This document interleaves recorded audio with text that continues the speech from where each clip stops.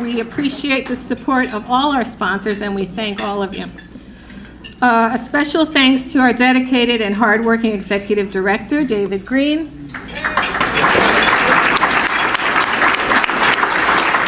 And thank you to CAFC staff, Lori Lewis, who's around here somewhere, and consultants John Cusano, Angelo Frusciante, and Jessica 𝗵𝗲𝗪𝗺, who are all passionate about what they do and whose efforts help to make CAFC better and better every day.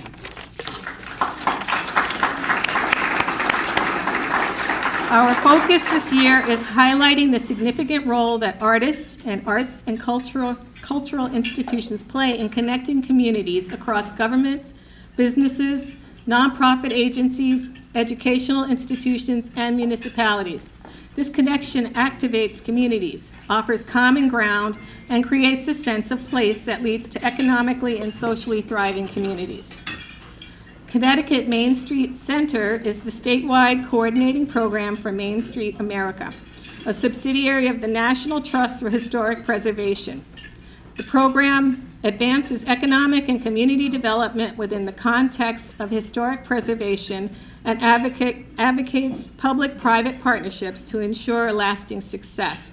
Connectivity is one of the 6 core components promoted by Connecticut Main Street Center to create a dynamic, thriving downtown. Each of our ACE awardees this year have been instrumental in enabling artists and arts and culture organizations to build relationships and to forge connections across various community entities. Developer David Genovese connects artists with urban development by creating workspaces for artists and sponsoring artistic events. Similar connective spaces have been created by 𝗵𝗵𝗵𝗪𝗶 at the Nest, where artists, yeah, you can clap for everybody, where artists note that Vic maintains supportive space for artists, offering kindness, counsel, and patience to everyone around him. Artist Chris Dam has designed artist spaces and has been instrumental in bringing vitality to municipalities through arts and culture, especially in Bridgeport.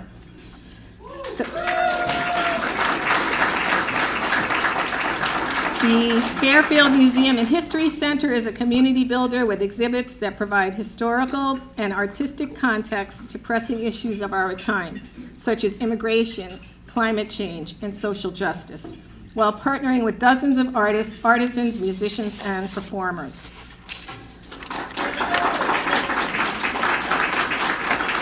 Jenny Nelson from the Westport Country Playhouse is committed to fostering partnerships and programs that offer empathy and build lasting, sustainable relationships in underserved areas. And of course, the recipients of our President's,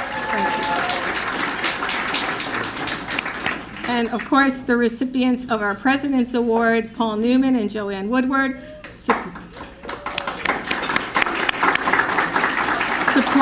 the arts and culture in Fairfield County and brought people together across the nation with their philanthropy and support of human and civil rights. All of today's awardees have found ways to bring people together so that they can interact and learn from each other. These spaces where people are able to connect and share experiences are important, especially in times of division such as these. They can help expand perspectives and open minds as people with different backgrounds come together. So we hope you enjoy the program this morning. I'm going to leave early, but congratulations to all of our recipients.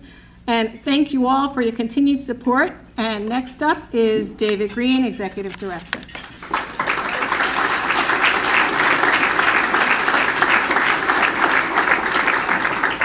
Thank you very much, Cheryl, and welcome to you all. The really great part for me about this event is to see our artists, our business supporters, cultural nonprofits, legislators, and more gathered together. As you know, our theme today is how the arts and culture bind us together, connecting us across many sectors, and I believe we just see it here today in this gathering. I want especially to thank the many legislators who came out this morning. I believe all of you fought for a renewal of funding at the $58 million level for arts, culture, and tourism that we received in the state budget for the 22-23 budget cycle. And many of you are very disappointed that the governor's budget prevailed and that we've returned to funding at the 2019 level. The next 2 years will be very difficult for the well over 600 cultural nonprofits in the state that received general operating support from the Connecticut Cultural Fund that was created out of the 22-23 budget. Those organizations, including all the nonprofits here today, spent 88% of those funds on hiring or keeping employees. These organizations, all of us nonprofits, are now going to be struggling through the next 2 years, letting people go and reducing services. Unfortunately, we will now be needing to turn to individuals, the private sector, to help keep this sector together. So let's show in practical ways how we all, individuals, artists, nonprofits, businesses, and municipalities, can pull together to keep this sector alive. Someone who is one of our greatest advocates and who has been doing this for years is your MC for today. And I want to now introduce Tony Award and many awards-winning actor, singer, director, and arts advocate, Mr. James Norton. And I advise you to listen to him carefully.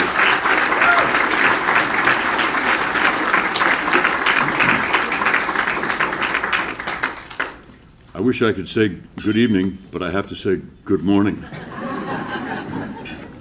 And welcome to the 7th year of our Arts and Cultural Empowerment Awards. As Cheryl said, we are grateful to all of the sponsors of this breakfast, and especially to the Daniel E. Offutt III Charitable Trust for their substantial contribution to the Cultural Alliance last year, and in honor of which we are naming our awards.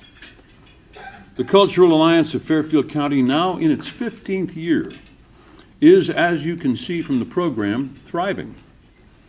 With some 600 members across our region and with a reach even further with our e-buzz, our newsletters, and radio broadcasts, the Cultural Alliance is always at work networking and connecting artists, cultural nonprofits, and creative businesses to each other and to a growing public.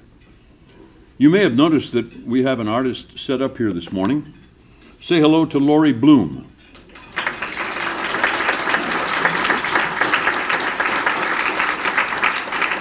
She lives in Fairfield and has her studio in the Nest Arts Factory in Bridgeport. Yeah. Founded by one of our awardees today, 𝗵𝗵𝗵𝗵𝗵𝗵. Yes. If you're wondering why she is painting here, it's because we have a special opportunity for you today. One of you will be lucky enough to leave here with this beautiful painting by taking part in our silent auction. Bidding starts at $250, and the winner will be announced at the end of the ceremony. So don't be shy. The bidding is open, and you can head over at any time to make your bid. David, where do they head over to? They head over right here to this table, and there's a bid sheet right here. Okay. Now, we don't want to rush. You have 2 bids already. Get in line. If there are a lot of people in front of you, we have to be careful. We don't want anybody to get hurt before breakfast. The bidding is open, and you can head over there at any time to make your bid. And thank you to Rise Up for Arts for sponsoring the painting. You may also have noticed that your programs have a number and a QR code on the back. We'll get to the details, but hold on to that program because we'll be asking you to use it, to raise it high a little later on. This event is, a fundraiser after all. Really, Jim? I thought we just got a free breakfast. No. I'd like now to introduce one of the key figures in the cultural infrastructure of the state. His name is Dr. Jason Mancini. He joined Connecticut Humanities as executive director in 2018.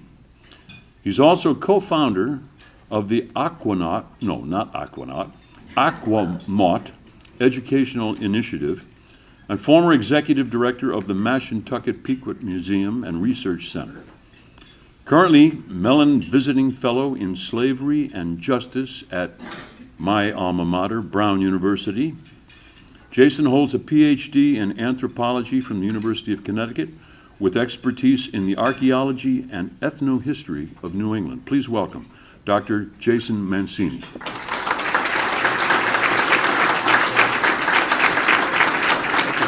Great to hear. Thank you, James. Great to be here. Hi, everyone. David, thank you for all you do, and to the Cultural Alliance for the work that you've done. You've been amazing partners to Connecticut Humanities and to our favorite partners over at the Office of the Arts with Liz Shapiro. So thanks to all of you. 2 years ago, Connecticut Humanities was awarded $30.7 million, and most of that money went to over 700 organizations, arts and cultural humanities organizations across the state, in every community in Connecticut. And it's had a resounding impact on all of our organizations, the way we do business, the way we connect to one another, in our communities, the way we invite people into our state and showcase the best of Connecticut. That impact has been far-reaching within Connecticut through individual organizations, through the infrastructure that we've created, through other partners focused on statewide initiatives to connect all of us across our communities. Last year, our partners at the Connecticut Tourism Coalition and the Connecticut Arts Alliance worked with a number of you and many people across the state to put together an arts, culture, and tourism roadmap where we asked for a $58.5 million investment from the legislature and the governor. This would look to increase tourism marketing in our state, continue the cultural fund, maintain existing line items, invest in Connecticut Humanities and the Office of the Arts for our own operations, and our ability to support all of you in an ongoing way, as well as focus on workforce development. Unfortunately, despite our many legislative champions, we ended up with disinvestment in the cultural fund and in all of these initiatives. We did bring together hundreds of organizations to testify, to support this initiative. We're incredibly grateful to the legislators in the room and to all of you who advocated for this. This is our call to action. Our work is not done. We have we hope for the best this year. We didn't land where we wanted. We do have some funding with additional increases in line items. We have a $10 million investment in Summer at the Museums program, which is a bright spot. But we are looking to continue the cultural fund and the arts, culture, and tourism roadmap that will bring meaningful, equitable, and reliable funding to our sector so we can continue to grow all of our organizations that will impact every one of our communities, that will infuse the infrastructure in the creative economy in Connecticut. So it's a sobering note. Sorry to be here presenting that, but I'm excited about what the next year can bring.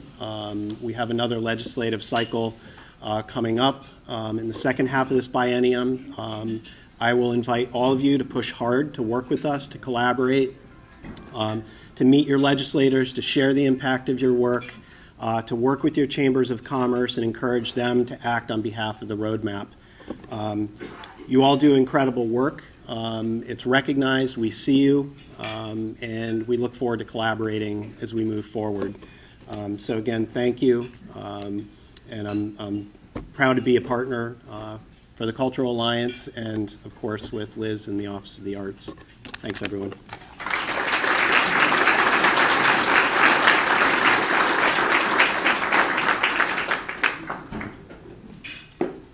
Thank you, Dr. Mancini. Just a reminder, while you're getting more coffee, to check out the painting and to make your bid. Did I mention that this was a fundraiser? Oh, I'm sorry, I did, yes.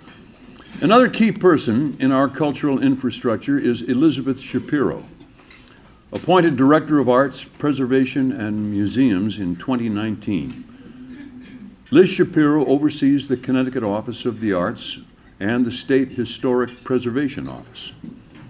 Before working for the state, she spent 6 years as the Executive Director of the Connecticut League of History Organizations.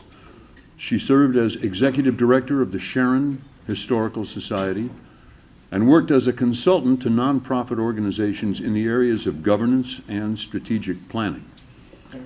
Liz Shapiro attended Haverford College and received a master's degree in History and Museum Studies from the Cooperstown Graduate Program. Ladies and gentlemen, please welcome Liz Shapiro.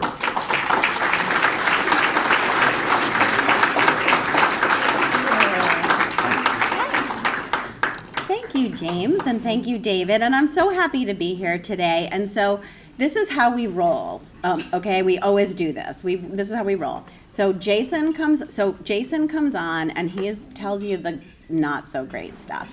You knew the not so great stuff, but he also gives you this really amazing forecast into what is going to happen for next year, and how much we're going to need everybody to step up to the plate, and how valuable each and every one of you are in this room, not only for being in this room, but for working in your communities. And also, I know, raise your hand if you're a legislator. I know, yeah, okay. So those guys, make them your best friends. You all have now 85 new best friends because they are there basically to hear about the amazing work that you're doing. Like, literally, that is what they want to know. I'm not lying, right, Jen, right? That is the thing. They want to hear about the good work you're doing, because what they want is for our Connecticut towns, our main streets, our humanities organizations, our museums, our artists, our arts organizations to thrive in Connecticut, because that's how, number one, our cities thrive. That's how we keep people in our state. That's how we keep young people in our state. That's how we attract new people to our state. And that is how we bring tourists into our state. It's like not magic. It just is. It's not magic. That's what people are always like, what do we have to do? And I'm like, it's not magic. Just do what you're doing and share the information. Really share it.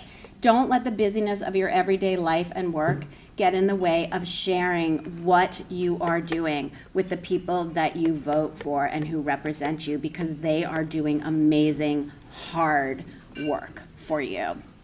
So that's the thing. That's thing one.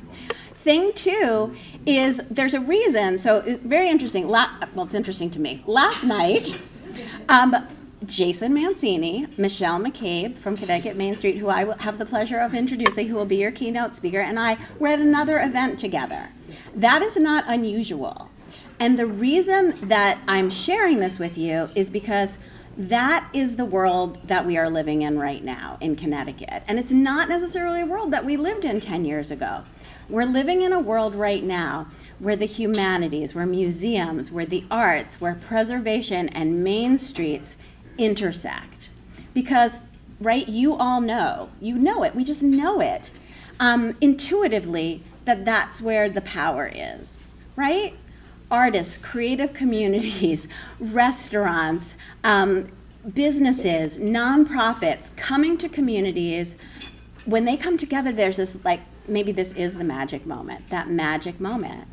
And people just are happier.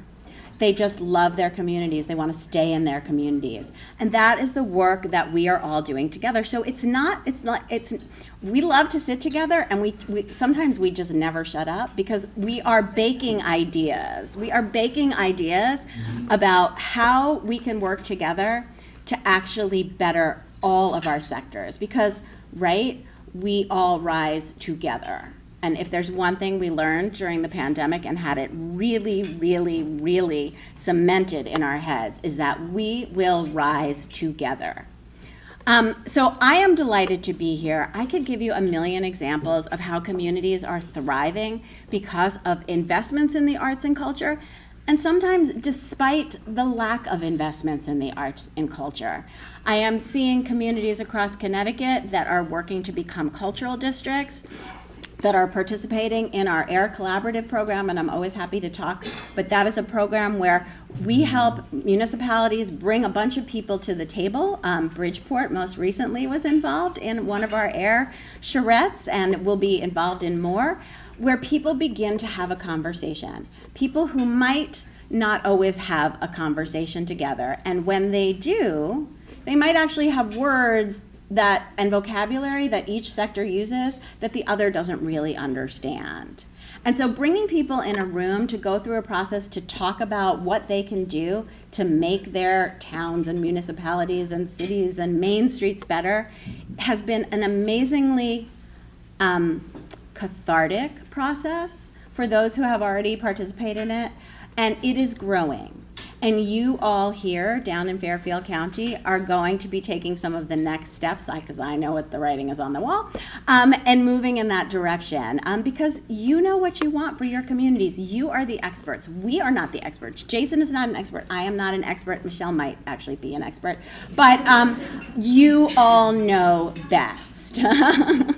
So I am delighted to be here. I am happy to talk to anybody either today or another time about what's happening in arts and culture throughout Connecticut. But I am going to give you this bright picture because I have seen the bad times before. We have seen the bad times before. And the amazing thing right now is that we have these multiple sectors: tourism, humanities, main streets, arts, historic preservation, working together to actually ensure that we all rise. And that's going to be the best thing for the sector. It might take some time, and that's okay. So meanwhile, make your legislator your best friend. That's like the message to go away with. And I have the great pleasure of introducing my friend, who I referred to many times today, Michelle McCabe. Michelle, you can read her biography. She is the director, the fairly new director of Connecticut Main Street. I have had the pleasure of getting to know Michelle over the last year and a half, and I can tell you that I have rarely met somebody who is always thinking about what is the next relationship she can make to ensure that Connecticut Main Streets are better, that the people in Connecticut get what they need to make sure their municipalities thrive. So that really, and she's really fun too. So I would love to welcome to the podium Michelle McCabe. My pleasure.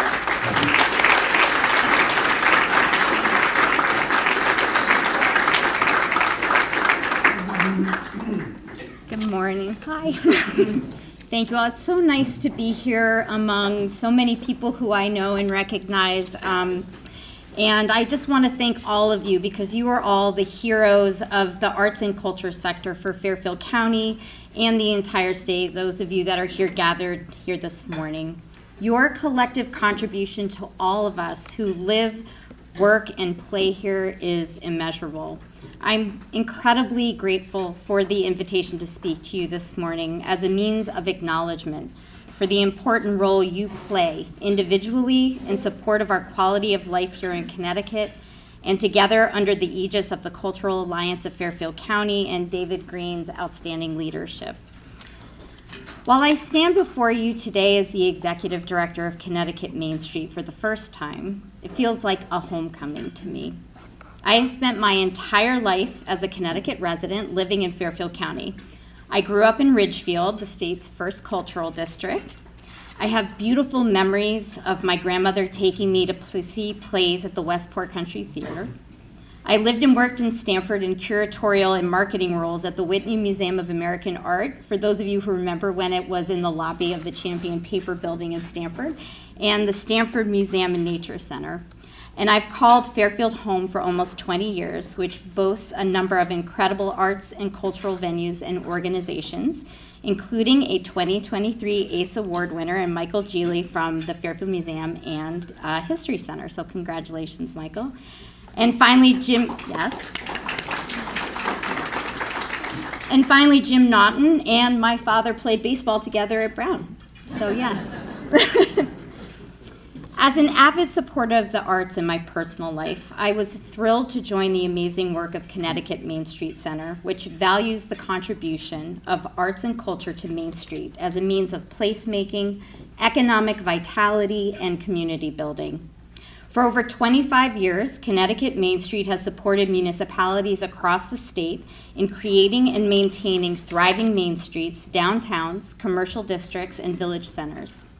We help our member communities by providing a methodology to making a great downtown and the education, training, technical assistance, best practices, events, and advocacy to apply it. Main Streets operate similarly to the important work of the Cultural Alliance in many ways. To be successful, they require planning, a coordinated approach, collaboration, and a willingness to consider the health of the entire downtown district by maintaining the health of each of its stakeholders. A vibrant Main Street is the result of a managed ecosystem, one in which all the components are in balance. It needs a constant flow of visitors, residents, and workers that are both enticed by and therefore support the businesses, restaurants, arts and entertainment venues, offices, transit, and residences that exist in a welcoming, inclusive, clean, and attractive place, supported by active promotion through events and marketing. While a great Main Street corridor may feel effortless to those who enjoy it, it requires a constant maintenance and coordination of many different entities. In this ecosystem, Main Streets rely heavily on the arts and culture sector. If we look at the mutual benefits of this relationship strictly from an economic point of view, the allure of performances, art exhibits, museums, public artwork, libraries, and events draw people to Main Street and encourages them to stay and take advantage of restaurants and shopping.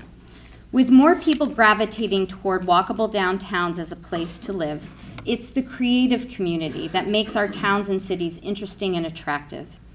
In Connecticut, we are incredibly fortunate to have such a rich, varied, and widespread number of amazing arts and cultural venues in all corners of the state, in big cities and in the smallest rural towns.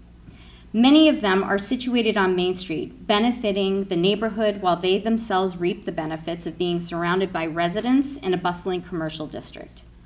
The Cultural District Program and the AIR Collaborative Program, both spearheaded by Liz Shapiro in the Office of the Arts, enhance this interdependency by offering opportunities to bring the business and the arts communities together to solve problems and market each other. The Cultural Fund, spearheaded by Jason Mancini and Connecticut Humanities, provided critical funding to support these collaborative ventures and the sector as a whole. As a Connecticut Arts Alliance board member, as well as the leader of Connecticut Main Street Center, I strongly advocated for increased funding for arts, culture, and tourism this past legislative session, and will continue to fight for fair and equitable funding. To that end, some of the work ahead of us, still focusing on our economic partnership between Main Streets and arts and culture, is to continue to collect the data to reflect what we already know to be true, that our communities, and specifically our downtowns, cannot thrive without healthy, funded, supported arts and cultural organizations, individual artists, and workers in the creative economy, and to continue exploring cross-marketing opportunities between our businesses and our arts and cultural institutions, organizations, artists, and venues. We can begin in investing in efforts that prompt the restaurant patron, for example, to go to the theater, the library visitor to go to the shops, the shoppers to check out a museum. Again, we can use the data from these efforts to highlight the close ties of the ecosystem to further demonstrate that these connections serve Connecticut's larger goal, to keep the flow of businesses, residents, workers, and tourists coming into this state. The economic relationship, which is significant, represents only one element of the importance of having a strong arts and culture sector on our main streets. Equally important, if not more so, is the impact of the sector on our emotional and social well-being as individuals and as a community. Our main streets are the public face of a municipality. It's where we welcome the stranger. It's where we gather outside to take advantage of all the wonderful assets our towns have to offer. It houses our outdoor concerts, movie nights, art fairs, and public art. It is often the oldest part of town and an entry point into our history. It represents who we are as a community. The pandemic emphasized the importance of our downtowns when art, performance, eating, and gathering were first able to resume. taking place outside in accordance with social distancing and masking. For many people, being downtown outside represented the first time after lockdown when they communed with each other. Similar to how downtowns allowed us to rediscover being together in public again, experiencing the arts with others after being denied the opportunity, for me anyway, was the most moving and emotional return to normalcy. My first play, my first concert, first movie in a theater, first return to an art museum are forever imprinted in me because I didn't appreciate until those moments how much richer that experience was when shared with a room full of other humans, strangers as they may have been. Having said that, on the other side of COVID, I'm not sure if we really appreciated missing each other. Rather, we unfortunately are a society even more fractured than before we emerged from our homes. I had a firsthand look as a candidate for office in both 2018 and 2020. Speaking with hundreds of voters in both instances, there was a startling difference between the two campaigns. In 2020, people were angrier, more disheartened, farther apart on issues, wary, distrustful, and challenged to see perspectives different from their own. I participated in the Create the Vote candidate forums that the Connecticut Art Alliance organized in 2020 and was thrilled that candidates like myself were being asked our opinions and policy objectives as they related to the arts. Given the sentiments I was hearing from voters, a focus on the arts at this time was critical. Not to sound dramatic, but I look to arts and culture as our only hope of being able to find each other again, as neighbors, as Americans, and as humans. The ability of all of you to touch our souls, to teach us about each other, to engender empathy, to allow us to overcome our preconceptions and go straight to the heart of things, and to do so in the presence of others, creating shared experiences, are imperative. I am looking to Main Streets as a new arena to intentionally fight to build connections between us in the neighborhoods that belong to everyone. In partnership, I hope, with you all, we can create more opportunities for people to go on these critical, emotional, and intellectual journeys that only arts and culture can inspire, and connect them to the heart of their communities by connecting these experiences to their main streets. I'm hoping to see Connecticut Main Street and our member communities and the Cultural Alliance and its members extend our partnership in order to activate these public spaces, ones that are already infused with meaning and identification for our towns and cities, in such a way that they become places of healing, where people can find mutual understanding, bypass their prejudices, and to see each other as fellow humans and members of the same community. We need to tell our stories and show that they are both unique to us and part of the narrative that is the story of our humanity. It's a tall order, but one I know that we can accomplish together because all of you here today have been committed and contributing to community building through your work. From all of the outstanding ACE Award recipients, to our legislators, to the leadership members and board of the Cultural Alliance, to our partners in the Office of the Arts and Connecticut Humanities, to each of you individually. Count Connecticut Main Street as an ally and a partner in these efforts to be the change in the world that we want to see. Thank you.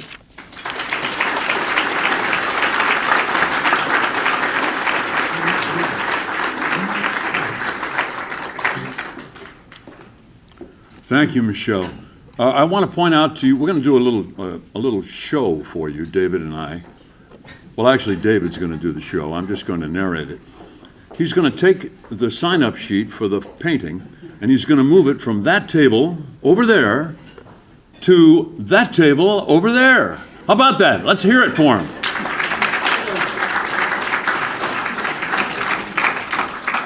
And now you can go and get coffee and sign up and bid on the painting. Because this is what? A fundraiser after all. You know, I think it would be, I'd make a terrible mistake here if I didn't reference, digress just a little bit and mention something that Michelle and I share. Michelle's dad, she mentioned, and I went to college together and played baseball. And we had an incredible experience while we were there doing that. We were supposed to play Columbia on Friday afternoon and Princeton on Saturday. And we found ourselves, because we got rained out in New York City, 4 guys got put into a 4 of the team, found ourselves at a bar in New York City in the spring on a rainy evening. And the guy sitting next to me said to me, "What are you guys, 4 guys doing here?" And I said, "Well, we're ball players." And he said, "Oh, who do you play for?" And for some reason I said, "The Red Sox." And he goes, "What?" And the guy sitting next to me was a fellow named Jerry Boyle, who was from Boston. He was a hockey player and a baseball player and a classmate of mine. And he picked right up on it. He goes, "Yeah, that's right, we're the Red Sox." And he said, "Well, who are you?" And he said, "Well, I'm Jerry Stevenson." Jerry Stevenson was a rookie pitcher. He says, "And this is 𝗵𝗵𝗶𝗵𝗵𝗵 𝗪𝗶𝗪𝗵. And that was her father, Larry Lapine. And this guy, whose real name was 𝗵𝗵𝗶𝗵𝗵 𝗪𝗶𝗪𝗵, he passed off as Bobby Tillman, who was the catcher at the time. And the guy said, "Well, who are you?" And my friend Jerry said, "Oh, this is the guy. This is Tony C. Tony Conigliaro, who had a hit record on the jukebox in the bar right then and there." And he said to me, "Go ahead, give him a couple of lines from your song." And I didn't know the song. I'd heard it once, so I said, "Well, I don't do that in public, you know. I'm a shy guy." Well, the guy, after about 5 minutes, these 2 guys said to us, "Well, you guys are the Red Sox. We got to take you out. Come on, let's go." So they took us out bar hopping in New York City. And they would walk into the bar and they'd go, "Hey, we got the Red Sox here." And this went on for 2 or 3 or 4 bars until about 1 o'clock in the morning. I thought, we're going to get shot. Somebody is going to recognize that we're not the Red Sox. Anyway, Larry loves to tell that story, doesn't he, Michelle? Yes, and so do I, and so does Jerry Boyle, and I haven't heard from 𝗵𝗵𝗶𝗵𝗵 𝗪𝗶𝗪𝗵 in about 50 years, but he's probably telling it to somebody too. Anyway, that's a little entertaining digression, okay? And here we go.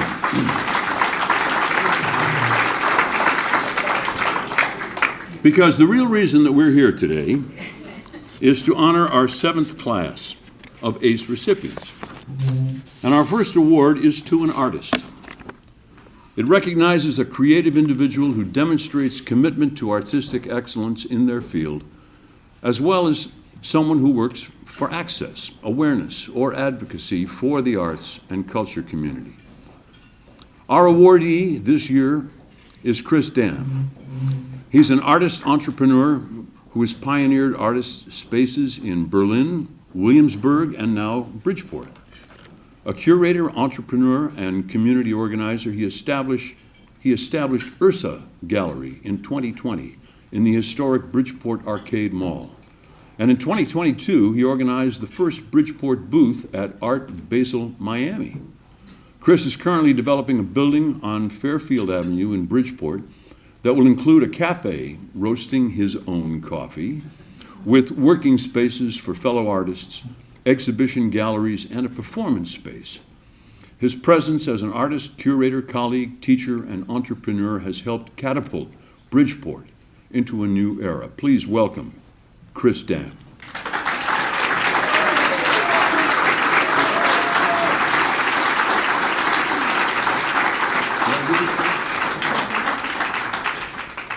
Oh, thank you, David. Thank you very much.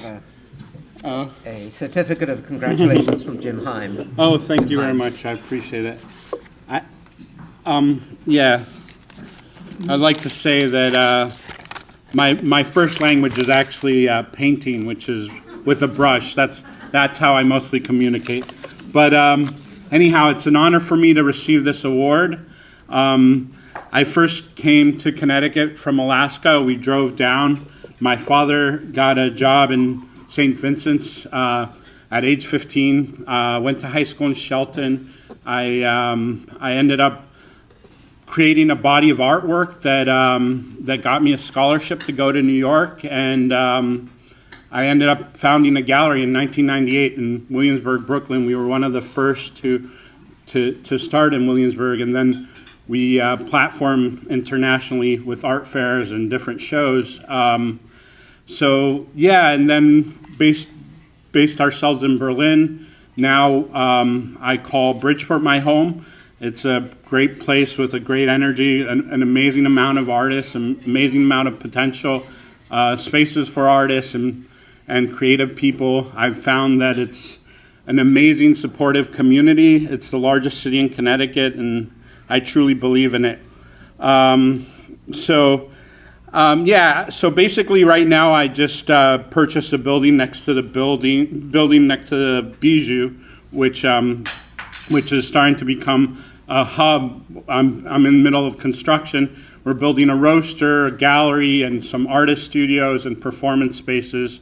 And that's kind of like my new canvas and the canvas for other artists and other people to gather and create and conversate. And I think it's very important in this day of technology where everybody's so distracted with their phones and communicating through that way, is to actually gather, meet over coffee, look at some real art and really enjoy it. And I think that Bridgeport is a great place to kind of become an international hub for artists to kind of go to Bridgeport and expand from there to other locations and to put Bridgeport on the map, not just nationally but internationally as an art scene.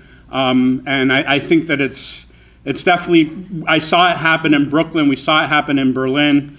I think Bridgeport is where I'm at and what I'd like to call my art home.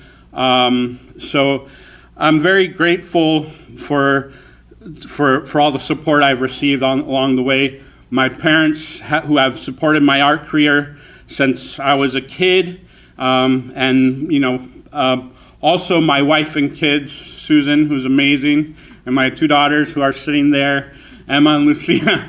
So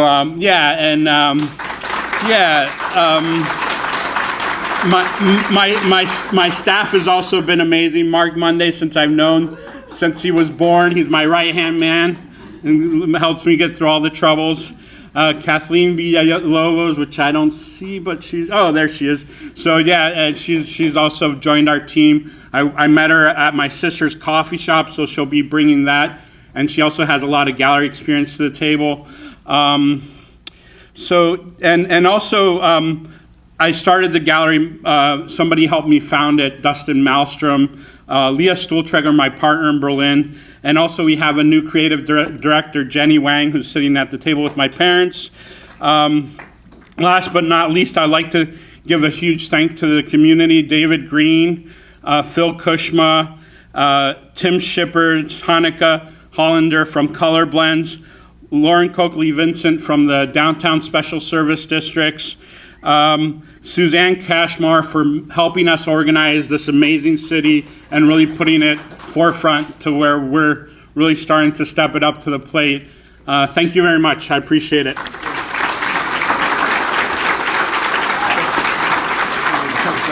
Oh, okay. How do we do this? Right here. Okay. Oh, wrong way. Come on in, dude. Hold on. How's that? That's good.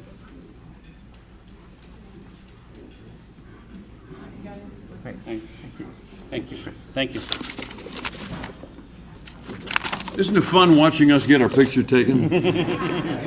That's entertainment.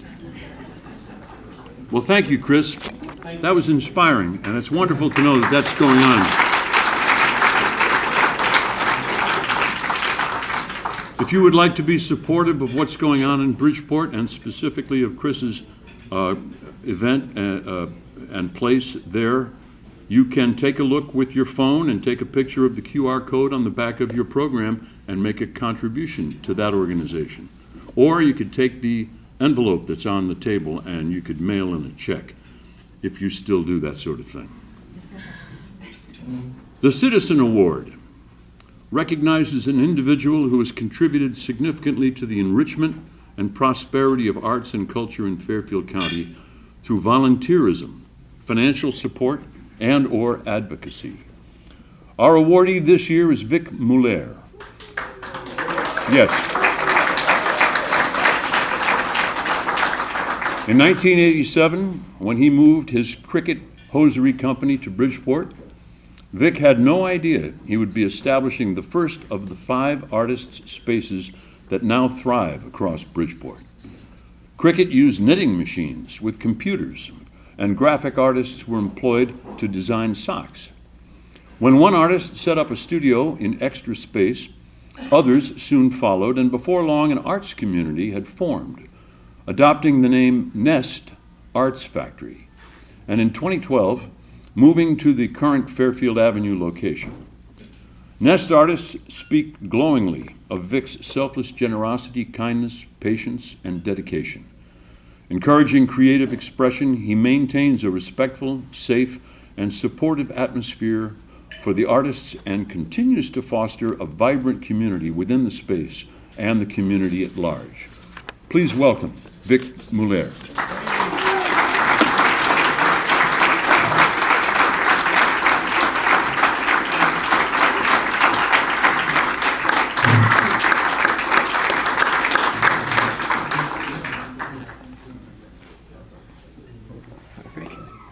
Special citation from Jim Himes. Good morning.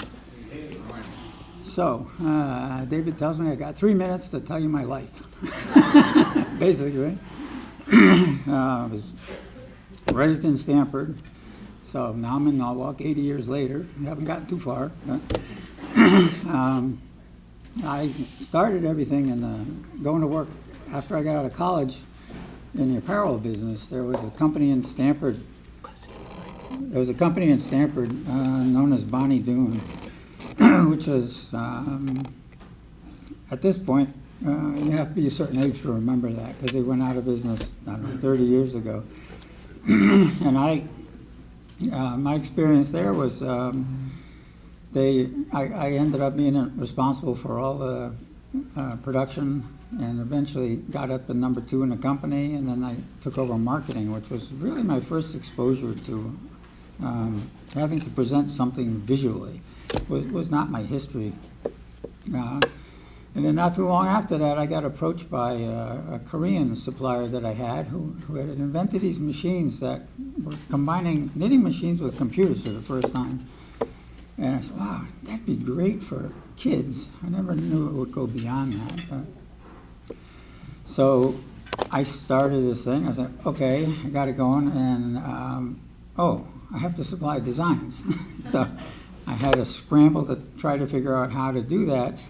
And it was a little bit more difficult than I thought, because on circular knitting machines, you have to only have 3 colors on the line as it goes around, even though you can have 14 colors in the sock. So asking an artist to do that, they're like, what?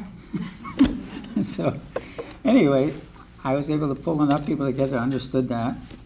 I started with this factory in Korea that produced all the designs, and they were hanging on a wall there in Korea, so every time we'd place an order, they'd have to match exactly what was approved.